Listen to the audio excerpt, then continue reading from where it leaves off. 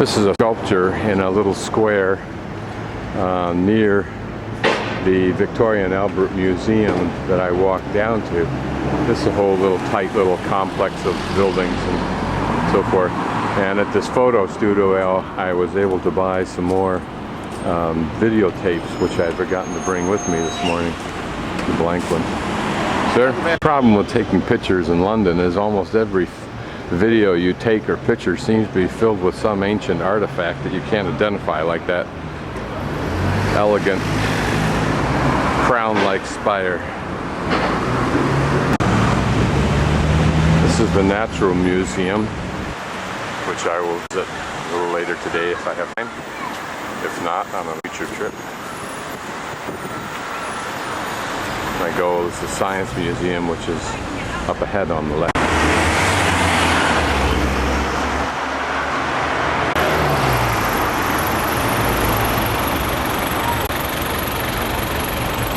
Natural History Museum, beyond, and the Prince Victoria and Albert Museum across the street.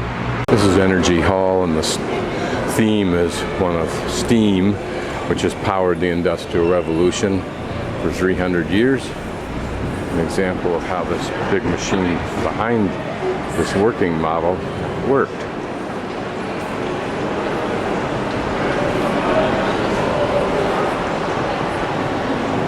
I'm guessing that this plunger here is that device right there that worked inside of a cylinder.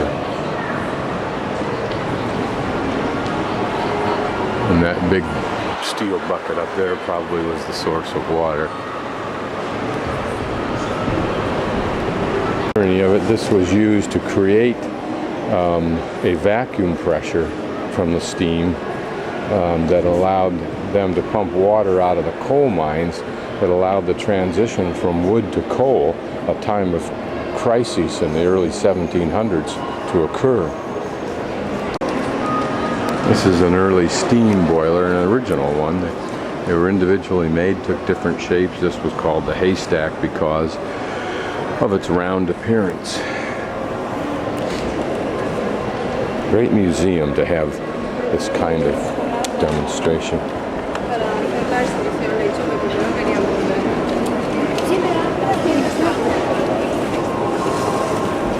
These were the earliest of steam engines. This is a telegraph system reminiscent of the Anasazis at Chaco Canyon. This was designed to exhibit all of the possible materials that could be exhibited, and it's done in layers of the same thickness with what looks like a reverse topography.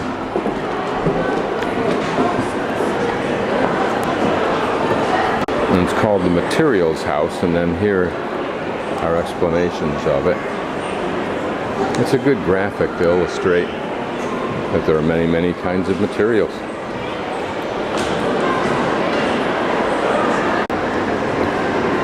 The purpose of this is to discuss the concept that there are many materials inside the human body, which is a hostile environment, and that they all must be compatible with the body as a whole and with each other. And now, of course, materials are added which are unique to the body, such as the replaceable knee. Well, these old engines are just, to me, interesting to look at. Not that I understand them, just to see the kind of technology that developed the Industrial Revolution. This one was in the early 1800s here. I'll go downstairs and find out about this huge red one.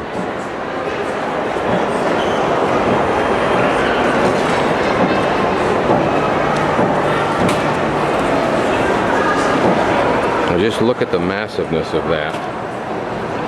And probably it pales in size compared to automobile manufacturing stamp machines that stamp out fenders and things like that. And the Bessemer steel reduction machines. Some even have a certain kind of pretty elegance to them.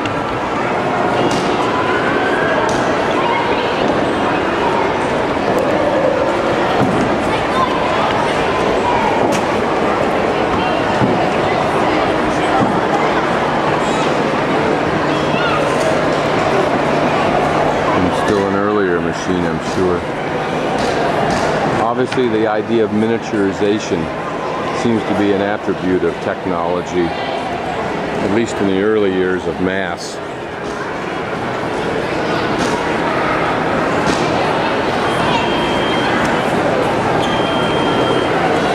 This whole wall is kind of interesting. It deals with heat, temperature, and variance of the depth of the water. This is called Robotuna, and it looks like it was an early exploration device, undersea exploration device.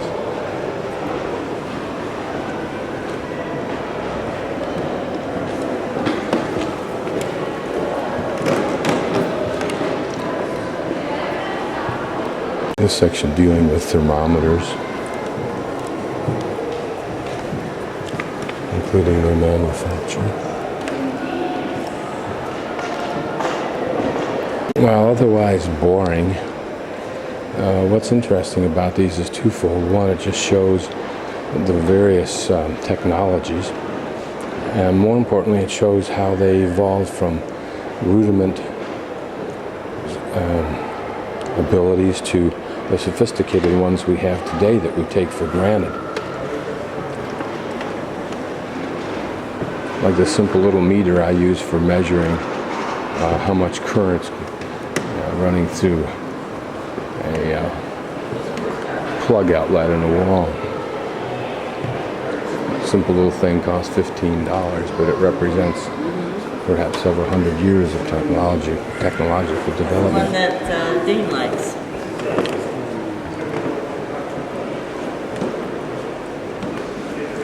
The vacuum flask that almost none of us use except in the form of a thermos bottle.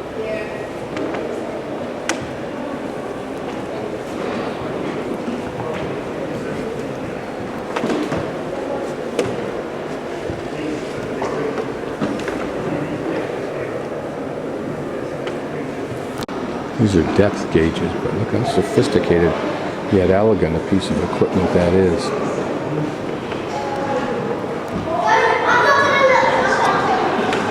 Almost looks like a piece of modern art. Illustration of how these devices are used. Device for recording the amount of plankton in the water. Plankton being a bellwether, if you will, of the healthiness of an ocean. A model of an early telescope, the Great Rossi Telescope of 1876. This original, and the glass, which was the largest throughout its history, when bigger ones were created after it was decommissioned. But now this has been totally, apparently restored somewhere, and including its mirror ends in working order. This hall celebrates science in the 17 and 1800s.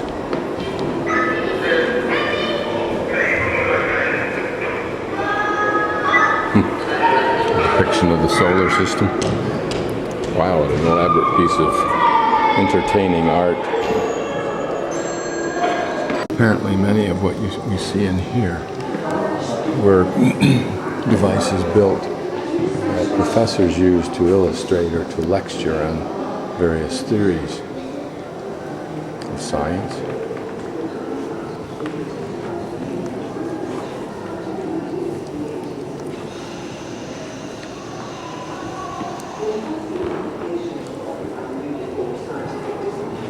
Interesting.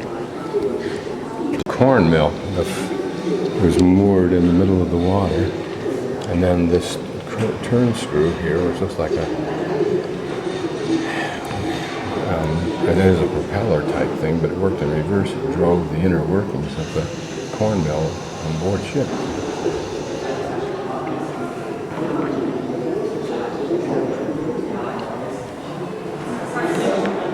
And the navigation. Sextants. Still used today. I had one. I didn't know how to use it, but I had one. But today we don't, of course, need it. This was a glass sphere that was designed to be used to lecture on the sky relative to Earth, and either the sphere inside or the sphere on the outside could be apparently moved. And I can make out here drawings, which I suspect are drawings that illustrate the various constellations. This little device represents a device for demonstrating mechanics, pulleys and levers, and what looks like some kind of a suspension balancing thing, like a scale. Duh. The hideous but life-saving iron lung, known to me when I was a young boy, just from what I'd heard of it. What a scary life that would be. One of the early MRIs. The mere look at that would scare the hell out of us. 1977, not that long ago.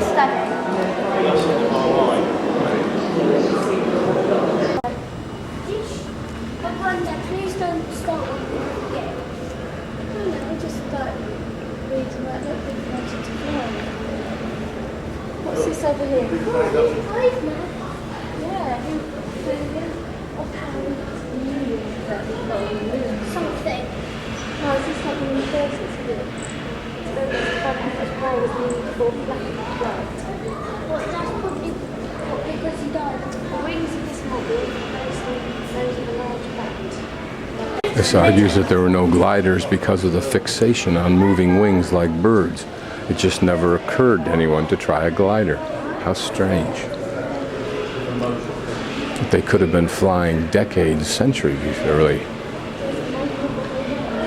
In fact, with the devices they had like these, they were so close to having a vehicle for flying.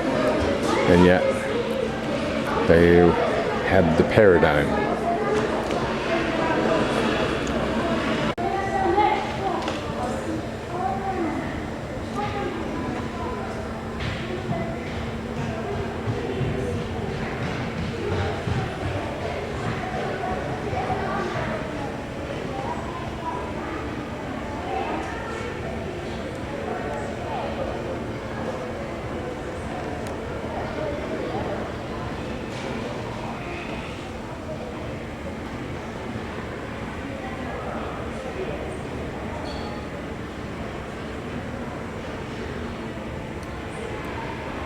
Hard to imagine.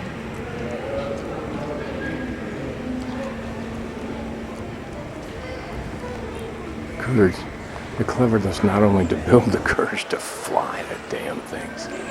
Look at this. Horizontal ailerons in the back. And on the rudder surface. Or maybe that's the front. This was developed by Samuel Pierpont Langley, 1903. I wonder if that's what Langley Air Force Base is designed after. There was his attempt to fly it, which apparently succeeded a bit, but not totally.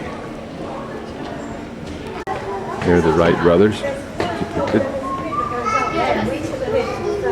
Not that we saw anything much up there. Look like one big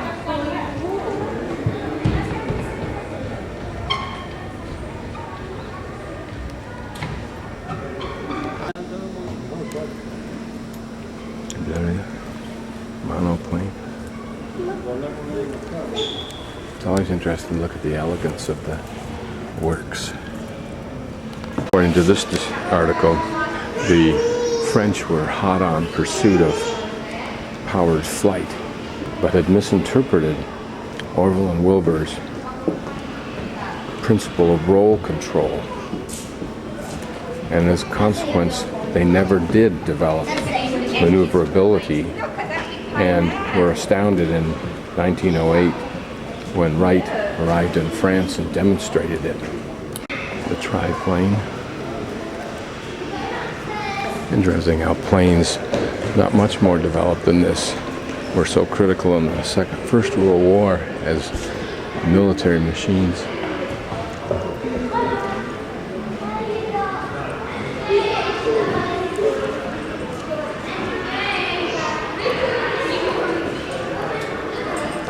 It's interesting when a technology's in its infancy, particularly in these days when there weren't the testing abilities or even the knowledge of the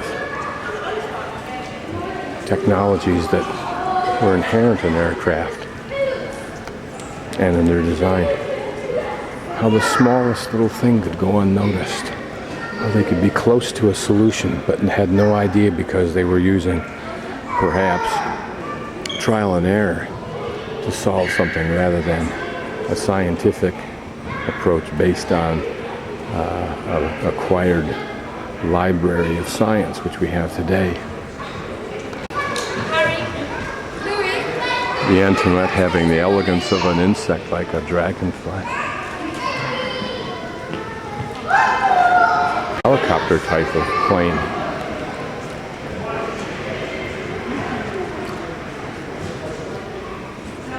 These are the various kinds of engines over time. Its only interest to someone like me is the variety.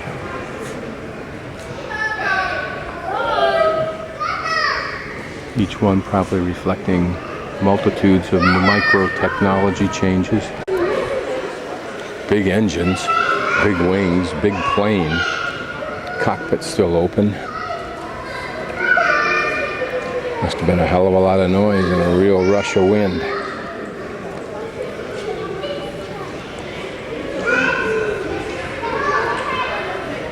Huh.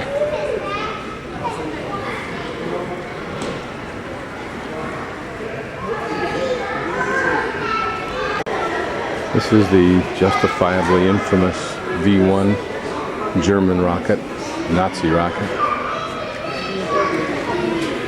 They could be heard, and they could be seen, and they could sometimes be shot down. The V2 rocket had none of these features. Couldn't be seen, couldn't be heard, and it couldn't be stopped. These are probably the fighters of the Second World War that saved England. I don't know. I'm just guessing.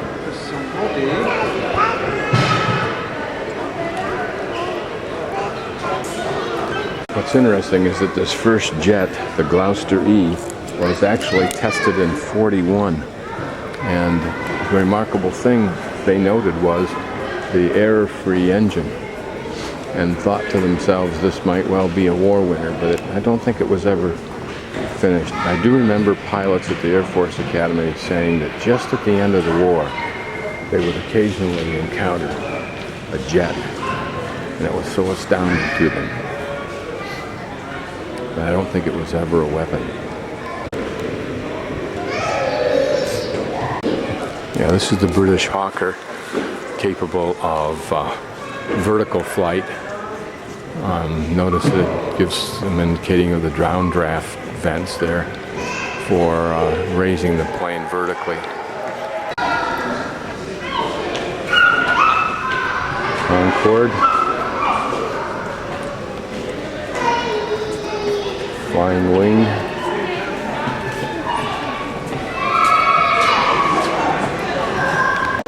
Elegant design, almost looks like a toy design with that fluting along the side. But in its day, 1931, it achieved the fastest speed record of any man-made thing that carried a human, of over 400 miles an hour. I guess the V1 is not such a surprise to think that they created so many. They used 4,000 in about a 1-month period. It's a pretty simple construction, even held together by bolts at the back end and at the front end, the area that housed the explosive. But it wasn't that hard to build. Surprising navigation. I'm assuming those are fuel containers. If they are, one of the great all-time bombs. Like a fuel truck, except that it's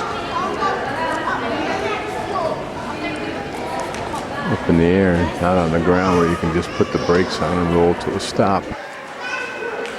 Remember, that's probably for some instrumentation. It does remind you of boats, those wooden spars. A big plane. That must be almost 12 feet, 14. Look at the ribbing.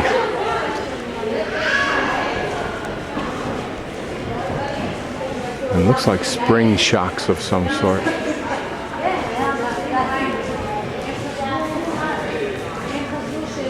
Demonstrations and take part in some 1980s rebel dancing. So it's going on in 10 minutes time in the lecture theatre on the ground floor. This event is free and suitable for ages 7 and up. See you there.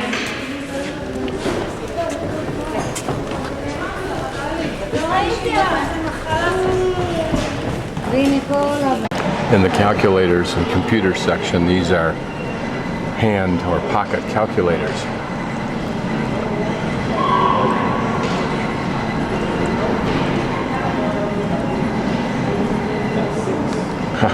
Unique. These are curve drawing instruments. Here's an example of what can be drawn. Isn't that fascinating? And now computers can all do that.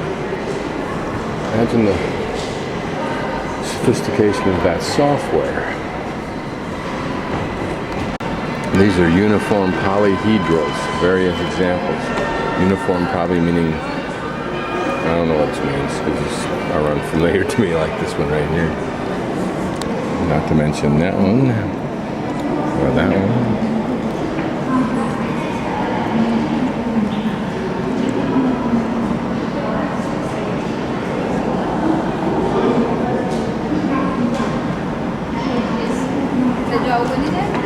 I wonder if these are all mathematically defined.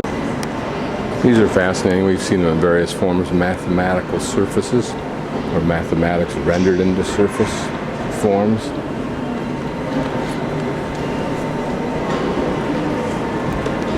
This is inventor Charles Babbage's design for a calculator over 150 years ago. Most impressive mechanical number cruncher. He developed his engine but was unable to finish it. So this museum completed the first example of Babbage's calculator, and they're building a second one for a museum in the United States. How fascinating. To think what we do today. God. Apparently such machines as Babbage's, this is his first difference engine, is that they were able to quickly create the numbers for tables, probably like those big giant books we used to get on mathematical calculations for chemistry and for whatever. But I remember seeing them, and Beverly Brooks's father used to do work hours calculating this information by hand for some book he was committed to. God, what a horrible existence, in my opinion, that someone should devote their life to that. It always has been an example in my mind of something I don't ever want to be plagued with. Absolutely an intellectual nightmare to me. This was Babbage's analytical engine, 1834, designed in essence to be the world's first mechanical computer. What it computed, I don't know. It'll take time to read farther. It certainly is to men like this, or women if they were involved, that we owe the incredible gratitude for at least having had the impetus of imagination and desire and commitment to begin the path down this relatively new technology. This mill was by Burney Iron Works Company in 1903, and what it did was drive all of the machines in the mills of Manchester, in a Manchester mill or whatever mill it was in. Same thing with the United States.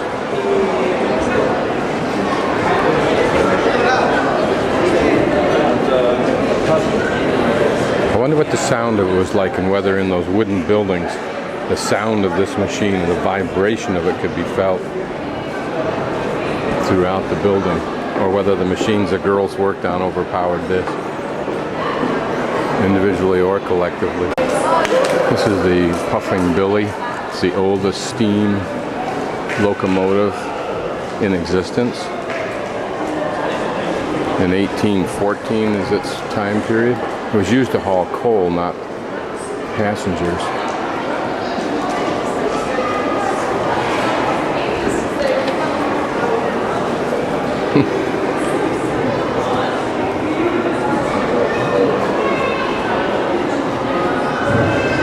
This steam engine was called the Rocket because it achieved a speed of 29 miles per hour.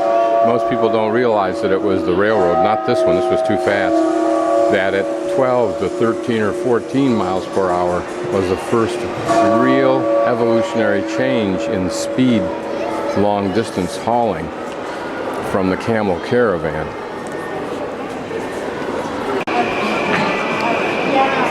It'd be a gas to ride around in a reproduction of this. Watch this carriage.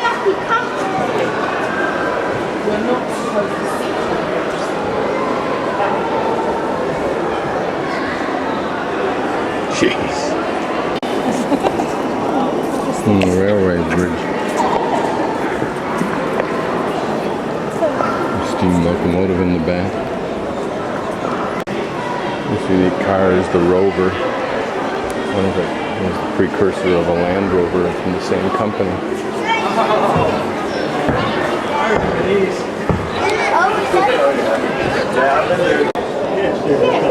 There still are versions of things like this.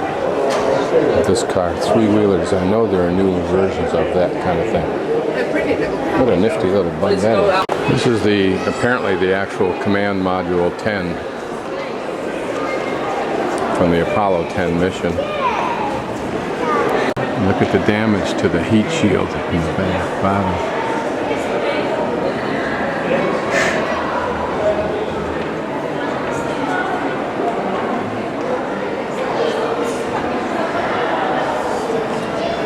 Those heroic men and their flying machines. Somehow I think it's much easier to have you do it. No cheese. Yes. And know something about it. We don't know our job.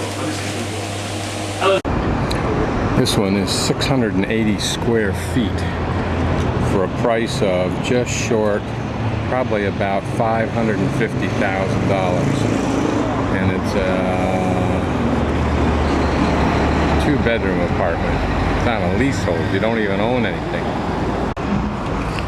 1,000 square feet would be just short. That's about 880, probably about 800,000, maybe just a little bit under $800,000 for a two-bedroom, first floor, two bath. There's a two double bedroom, top floor. About $250 a week, which puts it just about $1,800 a month, if I calculate it right. $1,700, $1,800 a month.